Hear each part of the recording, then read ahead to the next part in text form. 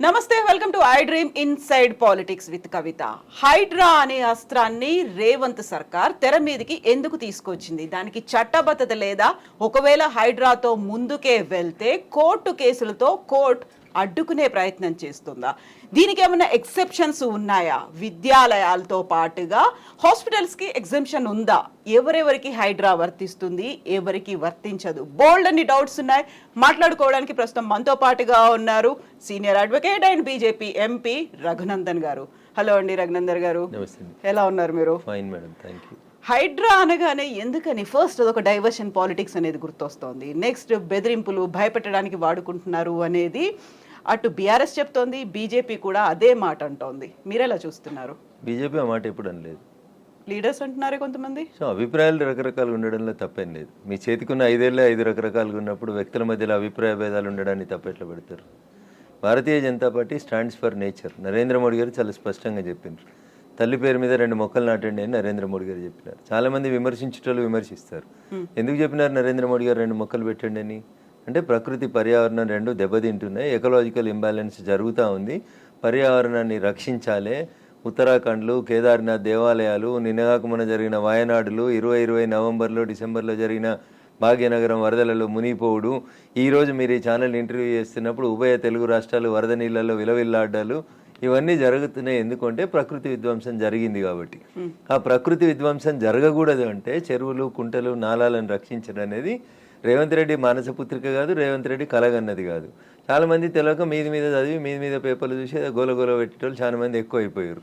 దానికి తోడు మీ యూట్యూబ్ ఛానల్లో చర్చలు, లొల్లులు ఎక్కువ పెడతా ఉన్నాయి. 1994లో అప్పటి కాంగ్రెస్ ముఖ్యమంత్రి దివంగత కోట్ల విజయభాస్కర్ రెడ్డి గారు మొట్టమొదటిసారిగా ఈ భాగ్యనగరంలో మీరాలం ట్యాంక్ అనేటువంటి ఒక చెరువు కబ్జా అయిందని చెప్పి కంప్లైంట్ వస్తే శ్రీమతి రేచల్ చటర్జీ అనేటువంటి ఒక ఐఏఎస్ అధికారిని పంపించి మీరాలం ట్యాంకులో కట్టిన అన్ని కన్స్ట్రక్షన్స్ని గులగొట్టిండు.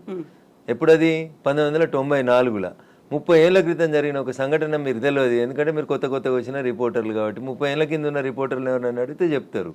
ఇలా మీరాలం ట్యాంక్ ఉందా? కవిత గారు, ఇలా మీరాలం ట్యాంక్ ఉందా? రిపోర్టర్లు కాదు, లేదు. నన్ను చెప్పనీరు కవిత గారు, నన్ను చెప్పనీరు. అందరికి సమాధానం చెప్తా, మీకు కూడా చెప్తా నేను. తర్వాత 2007, 2008లో ఉమ్మడి ఆంధ్రప్రదేశ్ హైకోర్టు లోపల కొన్ని కేసులు వేసినారు. ప్రజా ప్రయోజన వాద్యాలు, కొంతమంది మీలాంటోళ్ళు నాలాంటోళ్ళు పోయి ఇక పలానా చెరువు కబ్జా అవుతుంది, పలానా నాలా కబ్జా అవుతుంది, భవిష్యత్తుకు నష్టం అవుతుంది అని చెప్పి వేసినప్పుడు ఆంధ్రప్రదేశ్ ఉమ్మడి హైకోర్టు 2010వ సంవత్సరంలో అన్ని WPలని కలిపి జడ్జిమెంట్ ఇస్తూ లేక్ ప్రొటెక్షన్ సెల్ అనేది ఒకటి పెట్టమని చెప్పింది. నేను ఇప్పుడు కాయిదాలు తెచ్చుకోలే కవిత గారు, if I'm not wrong and subject to correction. GO number 154 అని ఏప్రిల్ 2010వ సంవత్సరంలో అప్పుడు ఉన్నటువంటి ఉమ్మడి ఆంధ్రప్రదేశ్లో కాంగ్రెస్ ప్రభుత్వం ఒక జీవో ఇచ్చింది. దేనికోసం ఇచ్చింది? లేక్స్ ప్రొటెక్షన్ కోసం. జీవో 111లో ఉన్న భూములలో జరుగుతున్న అక్రమ నిర్మాణాలని ఆపేతందుకు chief secretary, revenue secretary, DGP ఇట్లా 18 మంది అధికారులని సభ్యులుగా పెట్టి protection cell, lake protection committee అని ఒక కమిటీని వేసి ఈ భాగ్యనగరాన్ని కాపాడమని చెప్పింది. తర్వాత అదే హైకోర్టు, ఆంధ్రప్రదేశ్ హైకోర్టే చెప్పింది, ఉమ్మడి హైకోర్టు, భాగ్యనగరంలో 2252 చెరువులు, కుంటలు ఉన్నాయి, వాటికి బఫర్ జోన్ అంతా ఫిక్స్ చేయండి, వాటిని ఎవరు కబ్జా చేయకుండా ఉంచండి అని చెప్పి 2010లో చెప్పింది. That was the peak time of Telangana movement. ఆ జడ్జిమెంట్ ఎవరు పట్టించుకోలేదు. అందరూ జై తెలంగాణ అనుకుంటూ తిరిగినాం. కట్టేటోడు కట్టిండు, కూర్చేటోడు కూర్చిండు, అమ్మేటోడు అమ్మిండు, మధ్యలో చాలా మంది నష్టపోయిండ్రు. అది జరిగిన తర్వాత 2014లో బాగా చదువుకున్న ఆయన వచ్చి మున్సిపల్ అడ్మినిస్ట్రేషన్ మంత్రి అయ్యిండు, కేటీఆర్ అనేట ఆయన. ఏం చేసిరు లేక్ ప్రొటెక్షన్ కోసం? ప్రతి చెరువును సుందరీకరణ పేరిట ఆయన దోస్తుల కోసం, ఆయనకు నచ్చిన బిల్డర్ల కోసం, వాళ్ళ ఇంట్లో ఉండే రాజ్యసభ సభ్యుల కోసం, పోయేందుకు తొవ్వల కోసం ప్రతి చెరువుని నాశనం చేసి 10 ఏళ్లలో కాకతీయులు కట్టిన చెరువులకి మిషన్ కాకతీయ అని పేరు పెట్టినవని నాటకం పెట్టి భాగ్యనగరంలో ప్రతి చెరువుని, ప్రతి కుంటని పేరున్న అన్ని బిల్డర్లకి ఇచ్చి నాశనం చేసి 2020 నవంబర్ డిసెంబర్లో భాగ్యనగరంలో వరదలు వచ్చినాయి. నేను దుబ్బాక ఎమ్మెల్యే గెలిచిన ఒక నెల తర్వాత అప్పుడు ఏం చెప్పిండు కేసీఆర్?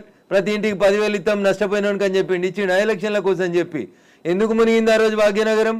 భాగ్యనగరం వెళ్ళే అవస్థలతో ఎందుకుంది? ఒక ఆయన వచ్చి విశ్వనగరం అంటాడు, ఇంకొక ఆయన వచ్చి 4వ నగరం అంటాడు, ఒక ఆయన వచ్చి సైబర్ నగరం అంటాడు. ఉన్న నగరాన్ని కాపాడు రవయ్య అని రఘునందన్ అంటున్నాడు. దీనికి ఎవరికి కష్టమైతే నాకేంది? రఘునందన్ చెప్పింది, హైకోర్టు ఎప్పుడో చెప్పింది అంటున్నా, 2010లో చెప్పింది. తర్వాత 2020లో కేటీఆర్ అంటే ఆయన మున్సిపల్ అడ్మినిస్ట్రేషన్ మినిస్టర్గా మళ్ళొక జీవో తీసుకొచ్చిండు. మళ్ళీ జీవో తీసుకొచ్చి ఏం చెప్పిండు? అప్పటి కొత్త జిల్లాలు అయినాయి. ఉన్న భాగ్యనగరాన్ని కాపాడలేనోడు, కూట్ల రాయి తీయలేని కేటీఆర్ అనేటోడు మళ్ళీ ఒక జీవో తెచ్చిండు.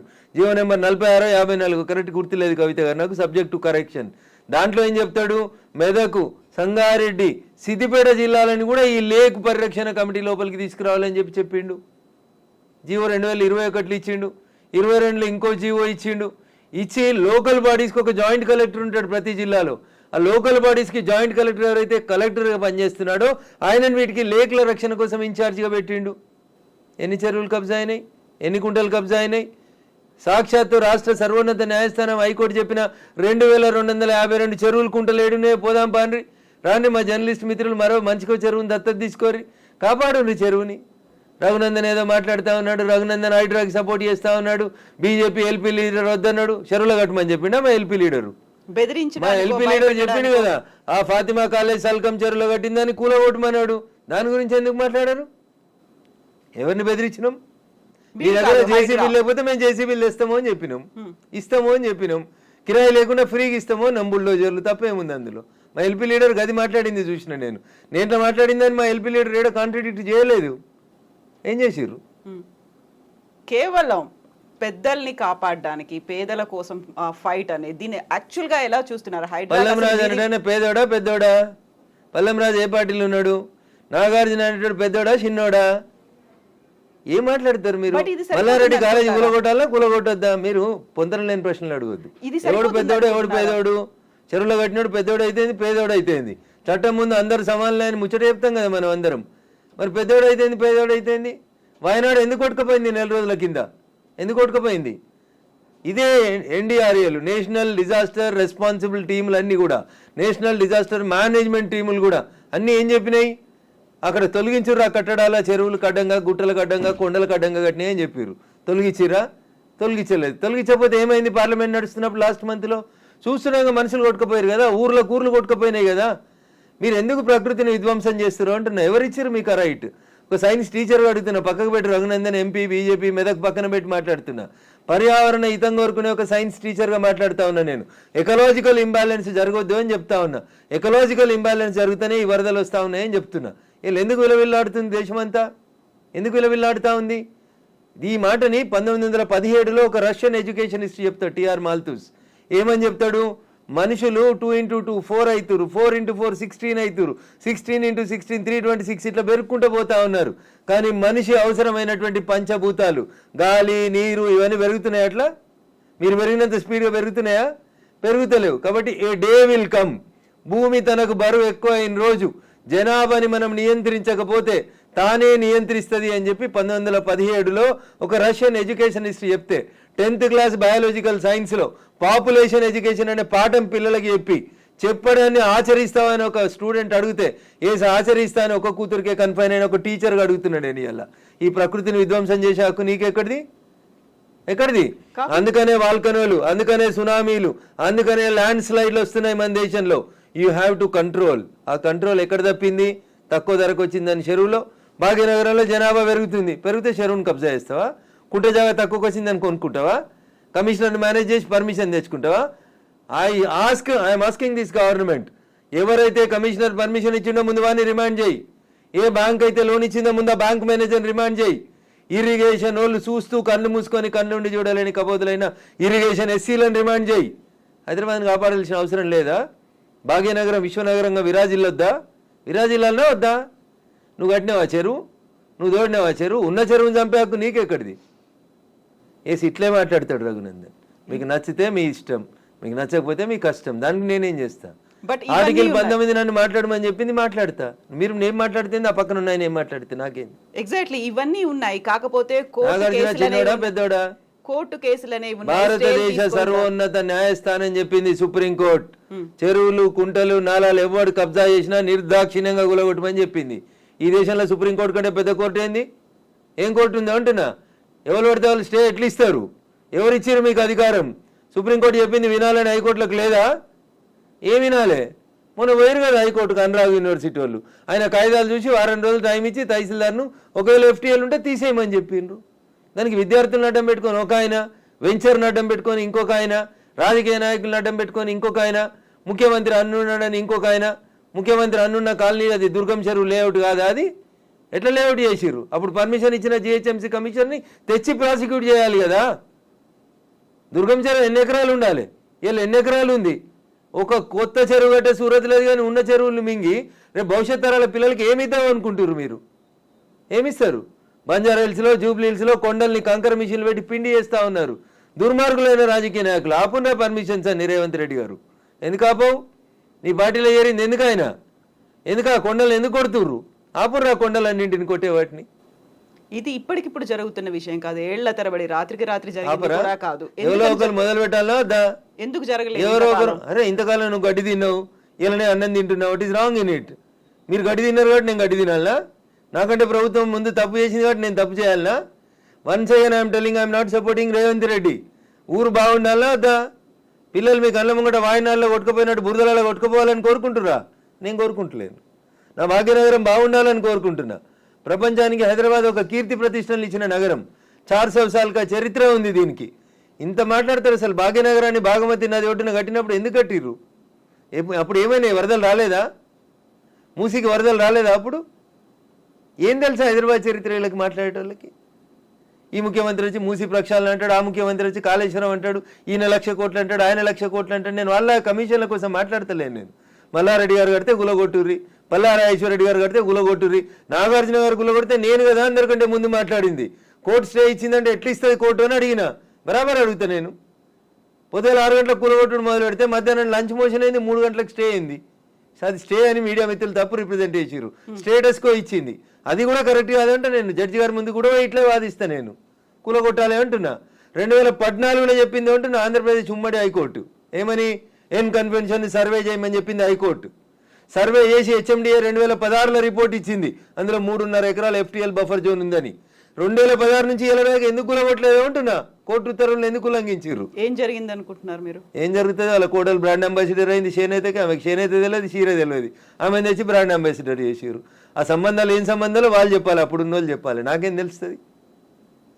వాళ్ళకి ఆ రంగుల లోకంతో ఉన్న రక్త సంబంధం ఏందో వాళ్ళు చెప్తే బాగుంటుంది. నానోరు ఎందుకు ఖరాబ్ చేస్తారు? రంగుల లోకంతో రక్త సంబంధం అలా అనుకుంటే కేవలం ఎన్ కన్వెన్షన్ నాగార్జున దాని మీదే ఉంటుందా? ఇప్పటికి పద్మాలయ స్టూడియో మీద లొల్లిపెట్టింది రఘునందన్. ఇదే హరీష్ అని 6 అడుగులు ఉన్నాడు మాట్లాడిండు. మళ్ళీ పర్మిషన్ ఎట్లా ఇచ్చారు ప్రభుత్వం రాగానే? లాంకో హిల్స్ వక్ఫ్ భూమిలో ఉన్నారు. 10 ఏళ్ళు అధికారంలో ఉన్నాడు కేసీఆర్ అంటే. ఆయన ఒక రోజైనా మాట్లాడండి ఆ వక్ఫ్ భూముల గురించి? లగడపాటి కడుతుండని చెప్పి లాంకో హిల్స్ అంతా వక్ఫ్ భూములు దున్నుతాం, పలుకొడతాం, ఇరుగొడతాం అన్నారు. పర్మిషన్ ఎవరు ఇచ్చారో తెలుసా కవిత గారు? పద్మాలయ స్టూడియోలో అపార్ట్మెంట్లు కట్టుకోవడానికి పర్మిషన్ ఇచ్చింది ఇదే గౌరవనీయులు కేసీఆర్ గారు, కేటీఆర్ గారు, హరీష్ రావు గారు. ఆ రక్త సంబంధం ఏందో అడుగుండ్రు. జర్రంత అవతలకి పోతే ఎంఆర్ ప్రాపర్టీస్ అని ఒకటి ఉంటాయి. ఎంఆర్ ప్రాపర్టీస్లో రైతులు, తెలంగాణ రైతులు మా భూములు పోతున్నాయని ఏడిస్తే వాళ్ళకి పైసలు ఇప్పిస్తామని స్పీచ్లు ఇచ్చిండు. ఇదే కేటీఆర్, అదే హరీష్ రావు, అదే కేసీఆర్ అన్నట్టు. ఆయన 10 ఏళ్ళు మంత్రులుగా పదవి అనుభవించారు. ఎన్నడన్నా ఎంఆర్ ప్రాపర్టీస్లో భూములు కోల్పోయిన రైతుల గురించి మాట్లాడేందుకు వీళ్ళకి నోరు వచ్చిందా? ఎందుకు రాలేదనుకుంటారు కవిత గారు? కారల్ మార్క్స్ అని కమ్యూనిస్టు సిద్ధాంతకర్త చెప్తాడు, మానవ సంబంధాలన్నీ ఆర్థిక సంబంధాలనే చెప్తాడు. అందుకనే రాఘవేంద్రరావు సినిమాక్స్ని ముట్టలేదు టీఆర్ఎస్ పార్టీ. పద్మాలయ స్టూడియోస్లో అపార్ట్మెంట్లు కడుతుంటే సపట్లు కొట్టిర్రు. ఎంఆర్ ప్రాపర్టీలో తెలంగాణ రైతులు మునిగిపోతే నోరు మూసుకున్నారు. నాలాంటి ఎవడో మాట్లాడాలి కాబట్టి మాట్లాడడం మొదలు పెడతా ఉన్నాం. I stand for the poor only. నేను ఇప్పుడు ఈ రాష్ట్ర ప్రభుత్వాన్ని డిమాండ్ చేస్తా ఉన్నా. కానీ అమ్ముతురు కదా కోకాపేటలో ఎకరం 100 కోట్లు పెట్టి 100 ఎకరాలు అమ్మిండ్రు కదా. ఆ పక్కన ఇంకా 150 ఎకరాలు ఉంది ప్రభుత్వ భూమి. ఇప్పుడు ఈ ఇండ్లు పోతున్న వాళ్ళందరికీ ఒక 25 ఎకరాలు లేఅవుట్ చేయండి. ఈ పేదోళ్ళందరికీ మంచికి 100 గజాల స్థలం ఇయ్యండి. ప్రధానమంత్రి ఆవాస్ యోజన కింద ఇంటి పైసలు 5 లక్షలు ఇయ్యండి. ఇందిరమ్మ ఇంటి కింద నువ్వు 5 లక్షలు. ఈ నాలాల మీద కట్టుకున్న వాళ్ళు, చెరువులు కుంటలలో కట్టుకున్న వాళ్ళ కోసం ఏంది కోకపేటలో 100 కోట్లకు ఎకరం పోయే భూమిలో వీళ్ళకి లేఅవుట్ చేసి 25 ఎకరాలు అక్కడ ఉప్పల్ బగాయతో లగాయతో అని పెట్టి అమ్మిర్రు కదా ఊడా యాక్షన్ పెట్టి. అట్లా ఈ గరీబ్ వాళ్ళందరికీ తీసుకొచ్చాడు కాలనీ కట్టు. వీళ్ళు అరువులు కాదా 100 కోట్ల భూమిలో ఉండేందుకు? 10 ఏళ్ల క్రితం కట్టుకున్న ఇల్లు కన్నం కూడా కూలిపోతుంది కదా, బాధపడుతురు కదా. వాళ్ళని తీసుకొచ్చాడు 25 ఎకరాలు లేఅవుట్ చేయి Revanth Reddy. Then I will support you, then I will congratulate you. అంతేగాని అసదుద్దీన్ ఓవైసీ ఇచ్చిన ఉడత ఊపులకు భయపడితే 400 కాదు 4000 స్టూడెంట్స్ ఉన్నారని బెదిరిస్తాడు. ఎందుకు సల్కం చెరువు కూల్తలేదు? కూలాలి కదా సల్కం చెరువులో ఉన్న ఫాతిమా మెడికల్ కాలేజ్. ఎందుకు భయపడుతున్నారు? ఏమవుతుంది రేవంత్ రెడ్డి గారు? మొదలు పెట్టినావు కదా, కొట్టేసేయన్ని. అపప్రద నీకెందుకు? మల్లారెడ్డితోటి పాత పగుందని, పల్లారాజేశ్వరరెడ్డి పార్టీ మారతలేడని కొడుతున్నారన్న చెడ్డ పేరు ఎందుకు? ముందు అసదుద్దీన్ ఓవైసీ తోటి మొదలుపెట్టు. సో మధ్యలో విద్యా సంవత్సరం అక్కడ ఆల్టర్నేట్ అనేది దసరా సెలవులు వస్తాయి కదా, ఇమీడియట్ గా ఆల్టర్నేట్ ఇంకో ఎందుకు దొరకదు? కాలేజ్ లో ఎందుకు దొరకదు? అకామిడేట్ చేయడానికి ఎందుకు దొరకదు అంటున్నా. ఒక్క రోజులో కట్టేస్తారు. ఇప్పుడు అంతా కిర్బీ షీట్లు అనే స్ట్రక్చర్లు వచ్చినాయి కదా, టెంపరీ స్ట్రక్చర్లు. 20 మొత్తం రింగ్ రోడ్ పక్కన అన్ని బిల్డింగ్లు ఖాళీగా ఉన్నాయి, తీసుకొని కట్టుకోమని ఉండ్రి. ఇన్ని రోజులు అనుభవించారు కదా చెరువులో కట్టుకొని, దానికి రెంట్ కట్టుర్రి ప్రభుత్వానికి. ఫీట్ కింద వసూలు చేయాలి రేవంత్ రెడ్డి గారు ప్రభుత్వం ఇవాళ. నిజంగా ఎవరైనా పేదలకు నష్టం జరుగుతుంది చెరువులలో తెలిసి తెలియక అమాయకంగా ప్రభుత్వం లేఅవుట్కి పర్మిషన్ ఇస్తే కట్టుకున్న వాళ్ళు ఉన్నారు, వాళ్ళందరినీ తీసుకొచ్చి కోకపేటలో పెట్టండి అంటున్నా. ఏంది ప్రాబ్లం ఏంది మీకు? గరీబులు అక్కడ ఇల్లు కట్టుకోదా కోకపేటలో? కట్టుకొని 100 గజాలి, 100 కాకపోతే 150 గజాలి, ఇంకా 150 ఎకరాలు ఉంది కదా ఆడ. నిజంగా నీకు హైదరాబాద్ శుద్ధి చేయడమే నీ లక్ష్యం అయితే రేవంత్ రెడ్డి గారు, కోకపేటలో ఉన్న 150 ఎకరాలలో ఎన్ని ఇళ్ళు పోతున్నాయో ఐడెంటిఫై చేయి, అందరికీ మంచికి 100 గజాలకు పట్టాలి, అప్పుడు ప్రజల్ని నర్శిస్తారు. ఇప్పుడు జీవో 111 కాదు, అంతకుముందు వాల్టా యాక్ట్లు ఇవన్నీ కూడా వచ్చాయి మన వాటర్ బాడీస్ ని ప్రొటెక్ట్ చేసుకో. నాకంటే ముందున్న వాళ్ళు ప్రతి ఒక్కరు తప్పు చేసిండని ఇప్పుడు నన్ను తప్పు ఏమని అడిగే అధికారం మీకు? అంటే ముందు నుంచి ఎందుకని ఫోకస్ పెట్టలేకపోయారు? ప్రెషర్స్ ఏమున్నాయి? ఎవరికి భయపడ్డారని మీరు? రాజకీయ నాయకులకి, రియాల్టర్లకి, వాళ్ళు ఇచ్చే పైసలకి. ఇంతకంటే ఎక్కువ ఏముంటుంది తల్లి? కట్టే కొట్టే తెచ్చిమంటే ఇంతే. రాజకీయ నాయకులకి ఎవరో ఫైనాన్స్ చేసేటోళ్ళు, ఫండ్ ఇచ్చేటోళ్ళు, ఎవరో ఒక బిల్డర్ ఉండి అన్న నేను ఈ చెరువు పక్కన జరంత మట్టి వచ్చి అమ్ముకుంటా అంటే అమ్ముకోమంటాడు, చూసి చూడనట్టు పొమ్మంటాడు, అయిపోతుంది. అది 1 పోయి 2 అవుతుంది, 2 పోయి 3 అవుతుంది. అట్లా వాడు పోసిండని వీడు పోసి, వీడు పోసిండని ఇంకోటి పోసి. సో ఇప్పుడు మనకి వానలు, వరదలు, ఇవి మునిగిపోవడాలు ఇలాంటివన్నీ ప్రతిసారి వచ్చినట్టే. ఇదంతా ఎకలాజికల్ ఇంబాలెన్స్. ఎగ్జాక్ట్లీ, ఇదంతా ఎకలాజికల్ ఇంబాలెన్స్. ప్రకృతిని కాపాడండి, పర్యావరణాన్ని ప్రేమించండి. లేకపోతే ఇప్పుడు మంచినీళ్ళు తాగమంటే బాటిల్ పెట్టినట్టు రేపు ఆక్సిజన్ సిలిండర్లు జబ్బ మీద వేసుకొని మీ మన్మరాలు తిరగాల్సిన దుస్థితికి పోతారు మీరు. ఆ పరిస్థితి రాకుండా కాపాడండి అంటున్నా. ఎగ్జాక్ట్లీ. సో కోర్టు నోటీసులు, స్టేలు, ఆ తర్వాత స్టేటస్ కో మెయింటెనెన్స్లు ఇవన్నీ కూడా అంటే ప్రతిదీ ఏది టచ్ చేద్దామన్నా మళ్ళీ కోర్టుతో లింక్ అయి ఉంది కాబట్టి ఇది కూడా ఎక్కువ కాలం నిలవదేమో హైడ్రా అనేది కూడా వినిపిస్తుంది. యాజ్ అడ్వకేట్ మీరేం చెప్తారు అసలు? సో నేనేమంటున్నా, శుభం గోర్ర పెళ్లి కొడుకు అంటే ఏదో అన్నాడంటే అట్లున్నది మా కవిత ఆలోచన. ఎందుకు కోర్టు ముందు నుంచి అనేది అదే కదా. వెళ్ళింది అనగానే కోర్టు స్టే కోర్టు పరిధిలో మాట్లాడము అనే మాటలు ఎవరు? నేను మాట్లాడుతూనే ఉన్నా కదా రోజు. నో, మీరనట్లేదు. ఆక్యుపై చేసుకున్న వాళ్ళ దగ్గర నుంచి వచ్చే సమాధానం అదే, కోర్టు పరిధిలో ఉంది కాబట్టి. తప్పించుకునే ప్రయత్నం తప్ప ఏముంటది? దొంగకు తేలుగుడితే ఏం చేస్తాడు? తేలుగుట్టిందని చెప్తాడా? అప్పటికి నోరు మూసుకొని పోతాడు. గట్లే ఉంటుంది. ఏం స్టే ఉంది? స్టే ఉంది అని ట్వీట్ చేసి ఏడ స్టే ఉంది? ఏ కోర్టులో స్టే ఉంది? ఏంది స్టే? స్టేలు సంవత్సరాలు ఉండొద్దని ఇదే సుప్రీంకోర్టు చెప్పింది అంటున్నా. మా గౌరవ న్యాయమూర్తులు అట్లా సంవత్సరాలు స్టే ఇయ్యరు. స్టే ఈజ్ టెంపరరీ అంతే. 15 రోజులు, నెల, 2 నెలలు, 3 నెలలు అంతే. స్టే ఏంది? 2014లో ఎన్కన్వెన్షన్ సర్వే చేయమని 2024 దాకా స్టే ఇచ్చిరా? ఏ కోర్టు ఇచ్చిందో చూపెట్టురు నాకు. మీ అంత చదువుకోకపోవచ్చు కానీ నాకు స్టే అంటే ఏందో అర్థం తెలుసు. జర చూపెట్టుర్రి. హైడ్రాకి విధి విధానాలు లేవు, సరిగా ఏది ఫామ్ చేయకుండానే ముందుకెళ్ళిపోతున్నారు. బుల్డోజర్ సర్కార్ని తీసుకొస్తోంది హైడ్రా పేరుతో అనే వాదనని ఎట్లా చూస్తారు మీరు? మీకు వచ్చిన కడుపు నొప్పింది. మీరు ఫేర్గా ఉన్నారు కదా, మీరు నీతిగా ఉన్నారు కదా, మీరు పర్యావరణం బాగుండాలని కోరుకుంటారు కదా, ఈ భాగ్యనగరం బాగుండాలని కోరుకుంటారు కదా. In what way you are agreed by it? మీకు వచ్చే నష్టమైంది అంటున్నా. ప్రజల చేత, ప్రజల కొరకు ప్రజలు ఎన్నుకున్నటువంటి ప్రభుత్వాలు తీసుకునే నిర్ణయాలని ఏం చేస్తారు మీరు? కోర్టు ఎందుకు అడ్డుకుంటుంది? కోర్టుకుండే అధికారాలు ఏంటి? ఎంతవరకు అడ్డుకోవాలో అంతవరకే అడ్డుకుంటుంది. నేను చెప్తున్నా కదా, ఈ దేశ సర్వోన్నత న్యాయస్థానం సుప్రీంకోర్టు చెప్పింది కూలగొట్టమని. సుప్రీంకోర్టుకు భిన్నంగా లోకల్గా ఉండేటువంటి జడ్జిలు అట్లా ఇస్తారా జడ్జిమెంట్లు? నాకు తెలిసినంత వరకు అయితే ఎవరు కవిత గారు. సో ఇప్పుడు హైడ్రాని సడన్ గా తెర మీదకి తీసుకొచ్చింది. 1994 తీసుకురావడం, ఒక హైడ్రాని తీసుకొని రావడం అనేది భయపెట్టడానికో, బెదిరించడానికో, లేకుంటే రుణమాఫీ 6 గ్యారంటీ స్కీములు అడుగుతున్నారు కాబట్టి డైవర్షన్ పాలిటిక్స్ అనే వాళ్ళకి ఏం చెప్తారు మీరు? నేను అంటున్నా, రుణమాఫీ చేయాల్సిందే, ఇచ్చిన 6 హామీలను అమలు చేయాల్సిందే. రైతులకు చెప్పినటువంటి రుణమాఫీ, యువతకు చెప్పిన డిక్లరేషన్, మహిళలకు ఇచ్చినటువంటి మహిళా డిక్లరేషన్ అన్నీ చేయాల్సిందే. అవి చేసి ఇది వదిలేద్దామా? అవి చేయాల్సిందే, ఇవి చేయాల్సిందే. ఇది చేయమని చెప్పురు, అది చేయమని లొల్లి పెడతాం. మేము లొల్లి పెడుతూనే ఉన్నాం కదా. బీజేపీ ప్రశ్నిస్తున్న, బీజేపీ పేరిట ప్రశ్నిస్తున్న తెలంగాణ పేరిట మేమంతా నడుపుతూనే ఉన్నాం కదా. రైతన్నల రుణమాఫీ కోసం మాట్లాడితే హైడ్రా గురించి మాట్లాడొద్దా? బట్ అది డైవర్షన్ కోసమే చేస్తున్నారు అనే మాట. So I don't have any comment on this particular issue. నేనేమంటున్నా, నేను రుణమాఫీ కాలేదు, రైతులతో చేయించేది రైతులతో చేపిర్రి, హైడ్రాకి దానికి ఏం సంబంధం అంటున్నా. ఎందుకు రాస్తున్నాయి పేపర్లు హైడ్రా గురించి అంత గొప్పగా? వదిలేసారు, ఆయన పని ఆయన చేసుకుంటూ పోతాడు, మీ పని మీరు చేసుకోరు. రుణమాఫీ గురించి మీరు రాయమంటే రాస్తారా? రాయరు కదా. రైతులు మాట్లాడితే మన పేపర్లో హెడ్ లైన్స్ రావు కదా. ఏమవుతాయి మనకి? హైడ్రా మా కేటీఆర్ అంటాడు, ఆయన పోయి అమెరికాలో అంటాడు. అది ఫుల్ హాఫ్ పేజీలు వస్తుంది, పెద్ద పేజీలలో వస్తుంటుంది, ఫస్ట్ పేజీలలో 119 ఎమ్మెల్యేలలో ఆయన యువరాజు అయినట్టు ఆయన మాట్లాడితే పైన ఒక బాక్స్ కట్టి రాస్తారు మీరు. ఆయన కట్టిన జన్వాడ ఫామ్ హౌస్ నాది కాదని స్టేట్మెంట్ మారుస్తాడు. ఒక్క మీడియానైనా రాసిందా? రేవంత్ రెడ్డి అన్నట్టు ఆయన అరెస్ట్ చేసిన రోజు ఈ ఫామ్ హౌస్ నాది, ఇగో దాని మీద డ్రోన్ ఎగిరేసినావు, ఇగో క్రైమ్ నెంబర్ ఇంత, నార్సింగ్ పోలీస్ స్టేషన్ అని తీసుకొచ్చి ఒక్కరైనా రాసిరా మా జర్నలిస్ట్ మిత్రులు? ఇవాళ అది నోరా మోరా, ఇది నాది కాదు నా దోస్తుంది అని చెప్తే ఎందుకు రాయారు? ఆ రోజు స్టేట్మెంట్ ఈ రోజు స్టేట్మెంట్ రెండు పక్క పక్కన పెట్టి ఎందుకు చూపాయించారు? ఎలక్ట్రానిక్ మీడియాలో ఎందుకు చూపెట్టారు? అంటున్నా. ఎవరా దోస్తు? ఎందుకు నీకు లీజుకి ఇచ్చిండు? ఆయనకు నీకున్న వ్యాపార సంబంధాలు ఏంది? అది కదా మీరు బయట పెట్టాల్సింది. మునిపోయిన కంపెనీకి వారసుడు కదా ఆయన, నీకు జాగి ఇచ్చిన ఆయన, లీజ్ ఇచ్చిన ఆయన. 8,000 కోట్లు ఎగ్గొట్టిర్రాళ్ళు ఈ దేశంలో. అది మాట్లాడుకుందాం అట్లా. ఇవి మాట్లాడితే మంచిగా ఉంటాయి కదా కవిత గారు. ఆయన డింగ్ డింగ్ అని ఎగురుకుంటూ పోయి జొన్నవాడ ఫామ్ హౌస్ ఆ రోజు ఎందుకు చేసినావు? డ్రోన్లు ఎగురుతలేవా? తెలంగాణలో డ్రోన్ ఏడా ఎగురుతలేదా? డ్రోన్ ఎగిరేస్తే తప్ప ప్రతి పెళ్లిలో డ్రోన్ ఎగురుతుంది, ప్రతి బరాతలో డ్రోన్ ఎగురుతుంది, ప్రతి శ్రీరామనవమికి డ్రోన్ ఎగురుతుంది, ప్రతి వినాయక చవితికి. ప్రైవేట్ ప్రాపర్టీ మీద ఎగరడం అనేది నీది కాదు కదా ప్రాపర్టీ. నువ్వెందుకు కంప్లైంట్ ఇచ్చినావు? నీకెందుకు కడుపున వచ్చింది? జన్వాడ ఫామ్ హౌస్ నీది కాదు కదా, నీది వస్తుంది కదా. ఒక ఎంపీ పార్లమెంట్ నడుస్తుంటే ఢిల్లీకి వెళ్ళి హైదరాబాద్కి వస్తే ఎయిర్పోర్ట్కి వెళ్ళి పట్టుకొచ్చి రిమాండ్ చేసారు కదా నార్సింగ్ పోలీసు వాళ్ళు.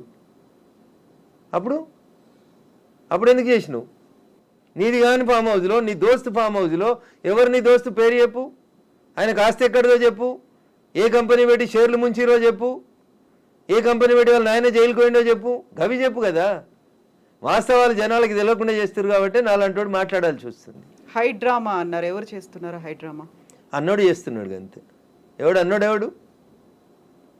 అన్నోడు పేరు చెప్తా చెప్తావా? వాని చరిత్ర ఏందో చెప్పిపోతే మీరు అన్నారు ఇప్పుడు హైడ్రామా చేస్తున్నారని. నేను చెప్పలేదు, ఆ పొరపాటున కూడా అనలే. హైడ్రా వాళ్ళ పనులు చేసుకుంటూ పోనీరు అంటున్నా. సల్కం చెరువును గులగొట్టిన రోజు రంగనాథ్ సంగతి అడుగుతాను నేను, రేవంత్ రెడ్డి సంగతి కూడా అడుగుతా. మొదలు పెట్టగానే అడ్డమైంది కాలాల కట్టే పెడతారు అంటున్నా. మల్లారెడ్డి కాలేజీని గులగొట్టకపోతే అడుగుతా నేను. స్టే ఇస్తే కోర్టుకు ఆర్గ్యూ చేస్తా, స్టే వేకెట్ చేయమని ఆర్గ్యూ చేస్తా. తప్పేముంది అందులో? నీతిగా ఉన్నా నిజాయితీగా ఉన్నా కాబట్టి నిజాయితీ వైపే ఉన్నా, ధర్మం వైపే ఉన్నా, మా పార్టీ గట్టే ఉండమన్నది. గిట్లే మాట్లాడితే గడిదిక్కే ఉంటా. పేదవాళ్ళకు నష్టం అవుతుంది. రేవంత్ రెడ్డి దగ్గరికి పోతాం, లొల్లి చేస్తాం, కూలిపోతున్న వాళ్ళ కోసం అక్కడ లేఅవుట్ 25 ఎకరాలు చేయమని అంటుతాం. అది ధర్మం. అది కడుపు కాలినందుకు నిలబడతా ఖచ్చితంగా.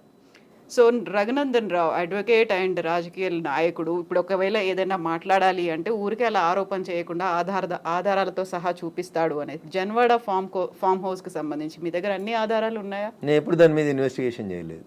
నేను ఎందుకని? నేను వ్యక్తిగత జీవితాల్లోకి ఎవరి జీవితాల్లోకి పోవాలనుకోలేదు. సరే, అప్పుడు రేవంత్ రెడ్డి పోయినాడు, ఆయన దగ్గర ఆధారం ఉంటేనే పోయిండని నేను అనుకుంటున్నా. అది వాళ్ళిద్దరికి సంబంధించిన వ్యక్తిగతమైన పంచాయతీగా చేసుకున్నారు వాళ్ళు. Let it be decided. నేను ఇవాళ అడుగుతుంది ఏంటంటే, మీకు జన్వాడ ఫామ్ హౌస్ నాది, నా వ్యక్తిగత జీవితానికి భంగం వాటిల్లింది, మా ఫామ్ హౌస్ మీదకి వచ్చి డ్రోన్ కెమెరా ఎట్లా ఎగిరేస్తారు, ఇవి రఘునందన్ మాట్లాడలే. ఆ రోజున యువరాజు కేటీఆర్ మాట్లాడిండు. మా ప్రైవేట్ ఆస్తులకు వచ్చి డ్రోన్ కెమెరాలు ఎగిరితే కేసు పెట్టమా అని మాట్లాడిండు. ఇవాళ ఆ ఫామ్ హౌస్ నాది కాదు అని చెప్పడానికి అది నోరా మోరా అని అడుగుతున్న, దానికి సమాధానం చెప్పు. ఏం పెట్టి కడిగిరు? ఫినాయిల్ పెట్టి కడిగిరా? 3 ఏళ్ల కింద రేవంత్ రెడ్డిని రిమాండ్ చేసిన రోజు నీ ఫామ్ హౌస్ ఎట్లయింది? ఇవాళ అది నిబంధనలకు వ్యతిరేకంగా పెట్టిరని గవర్నమెంట్ ఇన్వెస్టిగేషన్ చేస్తే అది నాది కాదు మా దోస్తుంది. ఇంత దారుణమైన అబద్ధాలు ఆడితే ఎట్లా? నేను అడిగిన దాంట్లో ఏమైనా తప్పుంటే చెప్పురు కవిత గారు. మీకు డౌట్ ఉంటే నేను ఆ రోజు కేటీఆర్ మాట్లాడిన మాట, ఈ రోజు కేటీఆర్ మాట్లాడిన మాటలు 2 పంపిస్తా. ఈ ఇంటర్వ్యూ మధ్యలో ఆపి అది ప్లే చేయండి, తెలుస్తుంది మీకు. జనాలకు వాస్తవాలు చెప్పుమర్రి. ఎస్, ఇప్పుడు పేదలకి సంబంధించి కూడా వాళ్ళు 30-40 ఏళ్ళుగా వాళ్ళు ఆ ప్రాంతంలో ఆశ్రయం పొందుతున్నారు అనుకున్నప్పుడు వాటిని కూడా కూల్చేస్తున్నారు. Not only in Hyderabad, Mahabubnagar కూడా వెళ్ళారు అని బీఆర్ఎస్ లీడర్స్ చూపిస్తున్నారు. ఎవరికైతే ఓటేసి గెలిపించుకున్నారో వాళ్ళు ఇప్పుడు వీళ్ళని పేదలు నిరాశ్రయులు చేస్తున్నారు అనేది. కవిత గారు, దీన్ని 2 పార్శ్వాలుగా చూడండి దయచేసి. హైడ్రా చేస్తున్న పనిని అభినందించుర్రి. చెరువులు, కుంటలు, నాలాలలో కట్టినవి తొలగించుండ్రి. ఒకవేళ అందులో నిజంగా గరీబోడు ఉంటే, ఎంక్రోచ్మెంట్స్ లేవు, పేదోడు బలైండు, అక్కడ ఒక మున్సిపల్ లేఅవుట్ అయింది, ఆ లేఅవుట్ ప్రకారం వాళ్ళు కొనుక్కున్నారు అని అంటే ప్రభుత్వం వాళ్ళకి ప్రత్యామ్నాయ ఏర్పాట్లు చేయాల్సిందే. It is an undisputed issue. మళ్ళీ చెప్తున్నా నేను, 2 రోజుల తర్వాత నేను అదే చెప్తా ఉన్నా మీకు. ఉప్పల్ బగాయితో లగాయితో, నాకు పేరు I'm not remembering or recollecting it proper. Uppal బగాయితులు ఎట్లా ప్లాట్ చేసి అమ్ముకుర్రో, ఇప్పుడు ఇలా ఉన్నారు కదా రాజపుష్ప ఆయన 100 కోట్లకు ఎకరం రిజిస్ట్రేషన్ ఆపినావు కదా, ఆ 10 ఎకరాలలో ప్లాట్లు చేసి ఇచ్చేసే వీళ్ళకి. ఆ పక్కన ఇంకా 150 ఎకరాలు ఉంది కవిత గారు, దాంట్లో 25 ఎకరాలు లేఅవుట్ చేయి. ఈ ఇండ్లు కోల్పోతున్న వాళ్ళందరికీ ఏమంటున్నా యువర్ ద కస్టోడియన్